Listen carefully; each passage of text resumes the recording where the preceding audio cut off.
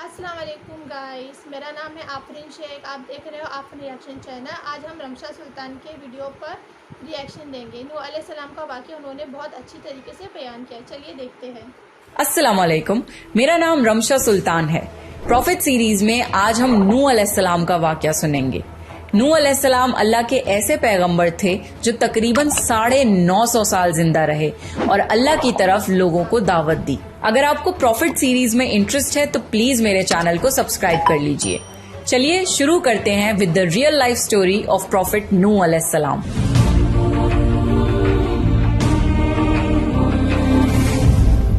आदम अलैहिस्सलाम की वफात के तकरीबन 1000 साल बाद नूह अलैहिस्सलाम तशरीफ लाए।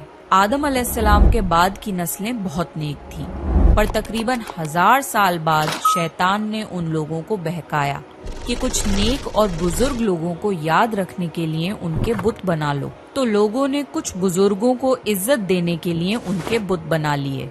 उस वक्त तो बुतों की पूजा नहीं हुई, पर कुछ नस्लों बाद के लोग आहिस्ता आहिस्ता इन बुतों को पूजने लग गए। कुफर और शिर्क आम हो गया और एक अल्लाह की इबादत बंद हो गई। तब अल्लाह ने दुनिया में नूह अलैहिस्सलाम को भेजा। उस वक्त इंसानों की उम्रें ज्यादा होती थीं और नूह अलैहिस्सलाम की उम्र तकरीबन 950 साल थी।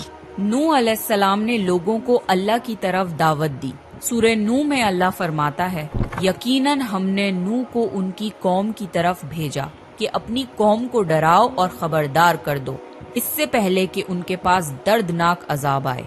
नूह अलैहिस्सलाम ने अपनी कौम से फरमाया, ए मेरी कौम, मैं तुम्हें साफ साफ डराने वाला हूँ, तो तुम अल्लाह की इबादत करो और उससे डरा करो और मेरा कहना मानो, तो वो तुम्हारे गुनाह बख्श देगा। नूह अलैहिस्सलाम तबलीग के सिलसिले में बहुत मेहनत करते थे। दिन रात लोगों के घरों और इज्तिमात में जाकर उन्हें दावत देते थे। नूह अलैहिस्सलाम लोगों को प्राइवेटली और पब्लिकली समझाते, यहाँ तक कि उन्हें ये करते करते 950 साल गुजर गए, पर सिर्फ चंद लोगों के सिवा कोई ईमान नहीं लाया। नूह अलैहिस्सलाम की कौम उनका मजाक बनाती थी और कहती थी कि अगर तुम सच्चे हो तो जिस अजाब का तुम हमसे वादा करते हो उसको ले आओ। नूह अलैहिस्सलाम की कौम साल दर साल बुराई में आगे बढ़ती गई और नूह अलैहिस्सलाम को परेशान करती रही और कोई ईमान न लाया, सिर्फ कुछ लोगों को छोड़कर। फिर अल्लाह ने नूह अलैहिस्सलाम की तरफ वही की और फरमाया, आपकी कौम में से जो ईमान ला चुका है उनके सिवा अब कोई ईमान नहीं लाएगा, बस आप उनके कामों पर गमगीन ना हो। फिर जब अल्लाह ने वही कर दी और उन्हें बता दिया कि अब कोई ईमान नहीं लाएगा, तो वो नाउम्मीद हो गए और अपनी कौम के लिए बद्दुआ की कि ए मेरे परवरदिगार, तू किसी मुनकिर को रूह जमीन में जिंदा ना छोड़ और मोमिन मर्द और औरतों को बख्श दे। नूह अलैहिस्सलाम ने जब अल्लाह को पुकारा तो अल्लाह ने नूह अलैहिस्सलाम को एक बड़ी कश्ती बनाने की वही की, लेकिन नूह अलैहिस्सलाम नहीं जानते थे कि वो इतनी बड़ी कश्ती कैसे बनाएं। तो अल्लाह ने जिब्रील अलैहिस्सलाम को उनकी मदद के लिए भेजा। नूह अलैहिस्सलाम एक पहाड़ पे रहते थे। उनके आसपास दरख्त नहीं थे, ना ही पानी था। उन्होंने बहुत से दरख्त उगाए, फिर उनको काटा और पहाड़ पर बैठ के कश्ती तैयार करते रहे।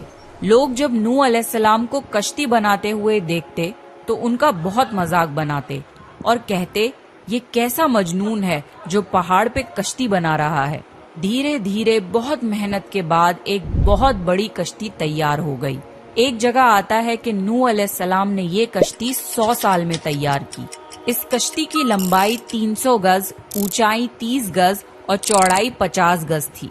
एक अंदाजे के मुताबिक इस कश्ती की लंबाई 1 किलोमीटर से ज्यादा थी और गहराई 30 हाथ थी। ये कश्ती आम कश्तियों की तरह ऊपर से खुली हुई नहीं थी, बल्कि इसको जैसे नीचे से बंद किया गया था वैसे ही ऊपर से भी बंद किया गया था, ताकि ऊपर से जो बारिश बरसे वो उन्हें नुकसान ना दे। इस कश्ती के 3 फ्लोर्स थे और हर फ्लोर में एक दरवाजा था। अल्लाह ने नूह अलैहिस्सलाम को हुक्म दिया कि मोमिनों को और अपने घर वालों को और जमीन पर बसने वाले तमाम जानवरों का जोड़ा जोड़ा इस कश्ती में सवार कर लो। फिर अल्लाह ने आसमान और जमीन में से पानी खोल दिया और सैलाब आ गया। इस सैलाब ने दुनिया में रहने वाले इंसान और जानवर सबको गर्क कर दिया। तूफान का पानी पहाड़ों से भी ऊपर हो गया اور صرف نوح علیہ السلام کی کشتی اس طوفان میں باقی رہی۔ صرف وہی لوگ اور جانور بچے تھے جو کشتی پر سوار تھے۔ اتنے بڑے نبی ہونے کے باوجود نوح علیہ السلام کا بیٹا کشتی پر نہ آیا۔ نوح علیہ السلام نے اسے پکارا کہ میرے بیٹے اس کشتی میں آ جا اور کافروں کا ساتھی نہ بن، لیکن اس نے کہا کہ میں کسی پہاڑ کی چوٹی پر پناہ لے لوں گا جو مجھے اس پانی سے بچائے گی۔ نوح علیہ السلام نے فرمایا کہ آج اللہ کے حکم سے کچھ بچنے والا نہیں مگر وہ ہی جس پہ اللہ رحم کرے۔ باپ اور بیٹے کے درمیان یہ گفتگو جاری تھی کہ ایک طوفانی موج نے ان کے بیٹے کو غرق کر دیا۔ جب نوح علیہ السلام کے سامنے ان کا بیٹا غرق ہو گیا تو ان کی آنکھوں میں آنسو آ گئے اور وہ پکار اٹھے، اور تو نے مجھ سے وعدہ کیا تھا کہ میرے گھر والوں کو نجات عطا فرمائے گا، اور تو تمام حاکموں میں سے بہتر حاکم ہے، لہٰذا یہ ناممکن ہے کہ تیرا وعدہ پورا نہ ہو۔ اللہ نے فرمایا، اے نوح، وہ تیرے اہل سے نہیں تھا کیونکہ وہ کافر تھا۔ کفر نسب کو ختم کر دیتا ہے۔ اللہ نے نوح علیہ السلام سے فرمایا کہ آپ ہرگز وہ چیز نہ مانگیں جس کا آپ کو علم نہیں۔ نوح علیہ السلام یہ بات سمجھ گئے اور فوراً اللہ سے توبہ کی۔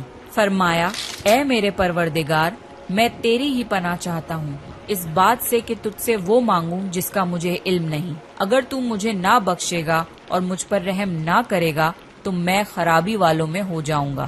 کشتی نوح علیہ السلام اور ان کے ساتھیوں اور سارے جانوروں کی نسل کو لیے پانی کی تیز لہروں پر بلندی سے چل رہی تھی، مگر زمین پر موجود ہر چیز، انسان، جانور، پرندے غرق ہو چکے تھے۔ ان میں سے کوئی باقی نہیں بچا تھا، اگر کوئی بچا تھا تو وہ تھے کشتی والے۔ نوح علیہ السلام اور ان کے ساتھی 6 مہینے تک اس کشتی میں رہے۔ آخر اللہ کے حکم سے طوفان رک گیا۔ اللہ نے زمین کو حکم دیا کہ وہ پانی نگل جائے۔ زمین نے سارا پانی نگل لیا اور زمین خشک ہو گئی اور کشتی پہاڑ پر جا کر ٹھہر گئی۔ اب انہیں حکم ہوا کہ سلامتی کے ساتھ کشتی سے اتر آئیے، آپ سب پر برکت نازل ہوگی اور ان نسلوں پر بھی جو آپ سے پیدا ہوں گی۔ پھر صرف نوح علیہ السلام سے آگے کی نسل شروع ہوئی اور زمین میں ان کی اولاد کے علاوہ کسی اور کی نسل باقی نہ رہی۔